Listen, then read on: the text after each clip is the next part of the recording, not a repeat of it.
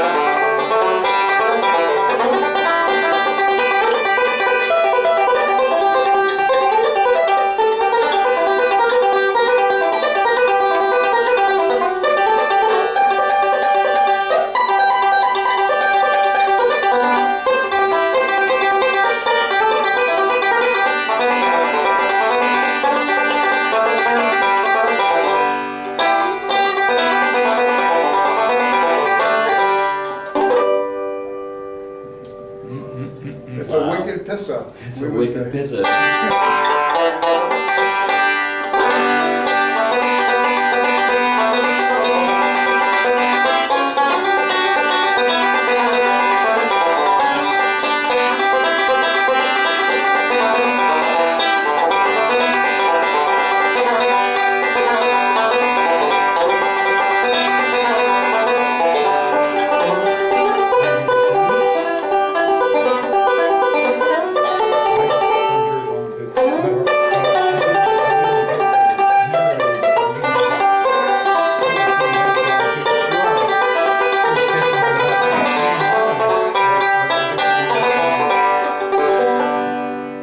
Now, did this one get the introduction on there, Gary?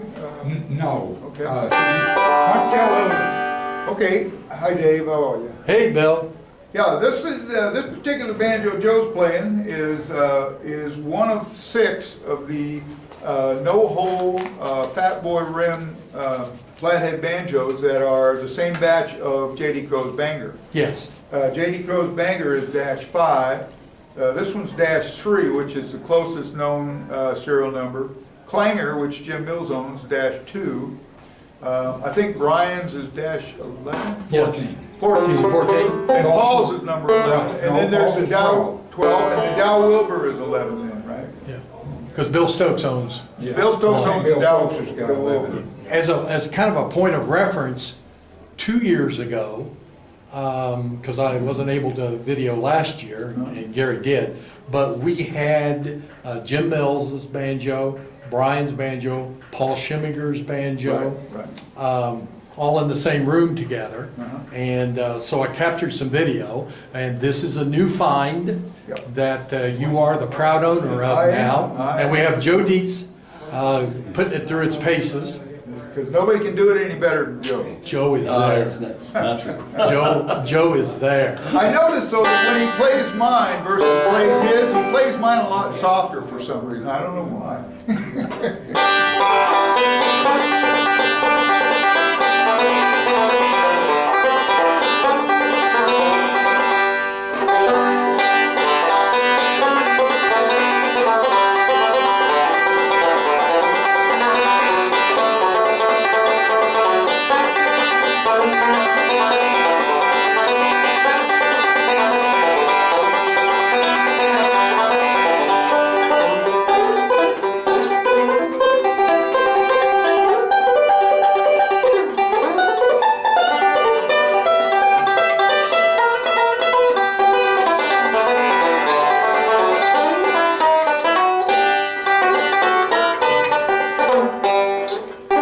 Hey, Joe, make some comments because you own an original 5-string 3 and also an original 5-string RB75.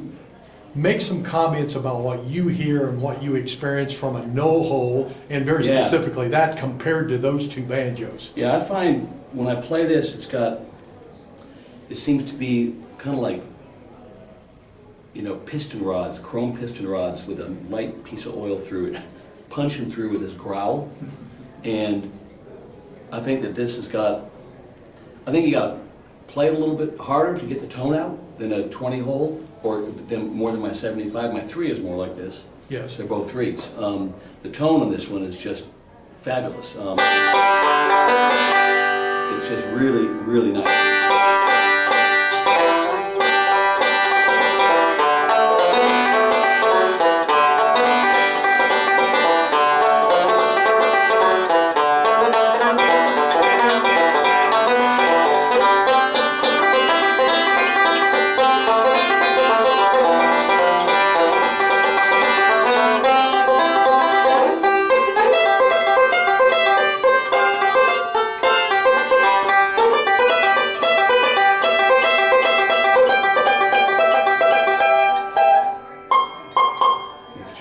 Bill, can you share a little bit, Really nice. as you know, the history of this particular instrument? This is the first time it's been out of my house since it's been discovered. So Yes. Jim Mills discovered it down it came from Florida. Supposedly, the story is that the guy that owned it wanted his piano moved. Okay. And so he called a local music store or something, and the piano movers came by and moved his piano for him. And he said, by the way, he says, if anybody knows anybody that wants to buy an old banjo, he says, I've had my father's banjo shoved under the bed for 50 years. I was going to learn how to play it, and I never did. And so they went back and talked to the music store right when they got a hold of him right away. And, Right. And they had knew of Jim Mills. Okay. And so through the process of getting it in acquisition, they got in touch with Jim, and Jim bought it.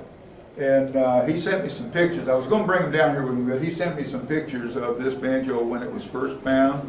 It was caked with dust and dirt inside, and it was just... I saw the pictures. Yeah, it was just incredible.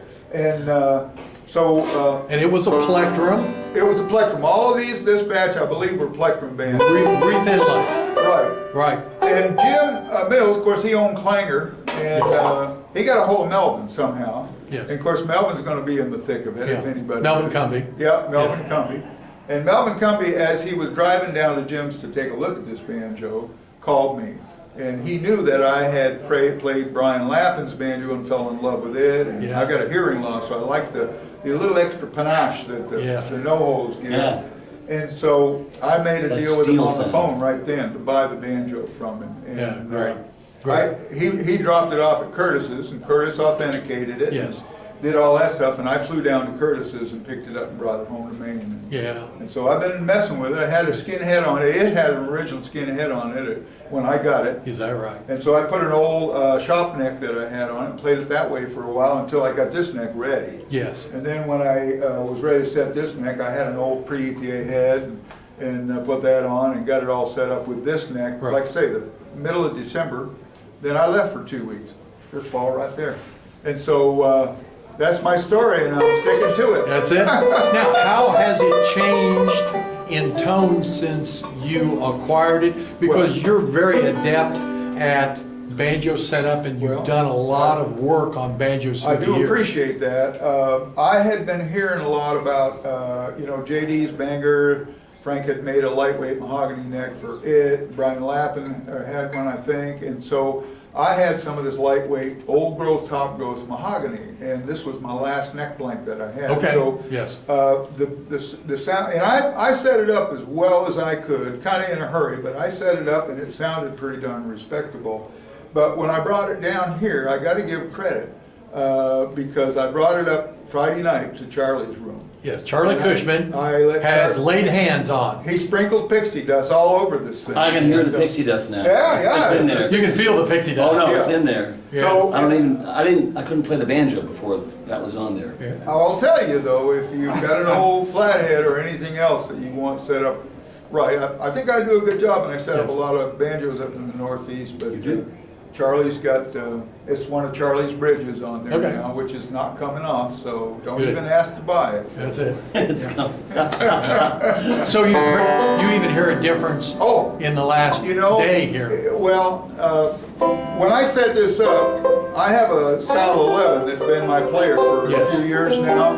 I still would go to that, because it pushed a lot of the buttons that I needed to push, Yes. with the hearing loss and everything. But now this is in a whole different category, and everybody, frankly, I'm happy. JD was in the room a couple hours last night. Yes. He thought it was really He loved good it. to enjoy. I don't think I could be happier. It'll be interesting to see as it readjusts itself to some of the things that Charlie took it through, how it changes. It even melds together. A banjo, when Yes. it's first set up and first put together, you can tell if it's going to be a good banjo. But after a year, Right. it's a whole Sounds different banjo. Yeah. Yes. I mean, when all those parts meld You know what? together. I It's so think- difficult for people to accept that thought, but it's really true. I think it takes a good year to set a banjo up right. Yes. You can't do it and go about a formula and do it and let it be. Yeah, You gotta say be able to that's it. understand setup and be there and just give it that little tweak. Here and But there. don't be drastic. Well, Just you can't be doing gotta three be so things all subtle. at the same Only time. one thing at a time. One thing at a time. Never two. Joe, play another song of your choice, and then Gary's going to hand you, just as a point of comparison, a 20 hole. Okay. And we'll see if we're able to, with this microphone, capture some of the nuances Yes. between the 20 hole and an You old. got it. So I'll do two similar songs. Okay, good. And Play the same song on 3 different banjos. I'll do it on 6 different banjos. Joe's ready. I am ready. I just got to Joe think of a was born song to ready, play. like Dion. It's,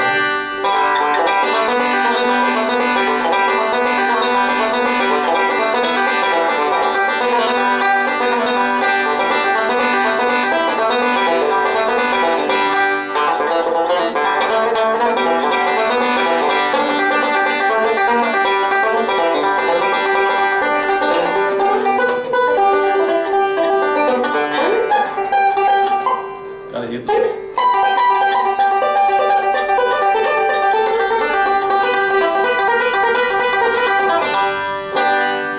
Hand that one over there. This is 9580-18.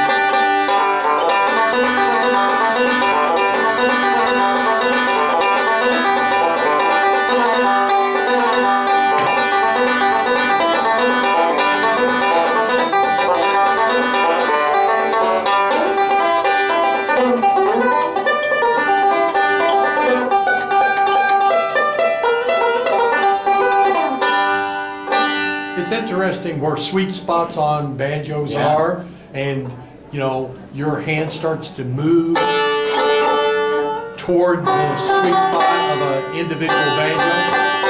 Bill's no hole is like driving nails. I mean, it's just the tone is just right there.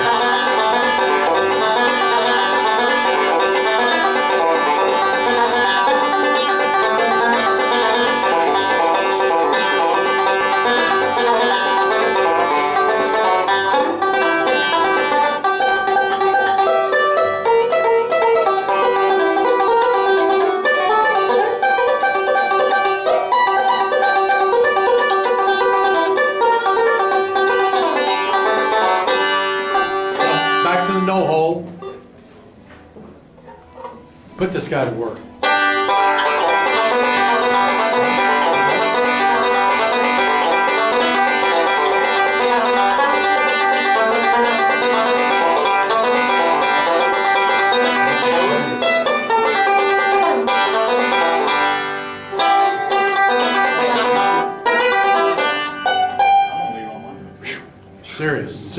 Serious tone. I think, Yeah, yeah. Serious. it's about, I think it's about 9. Is that the 95A? Joe, thank you. This is good.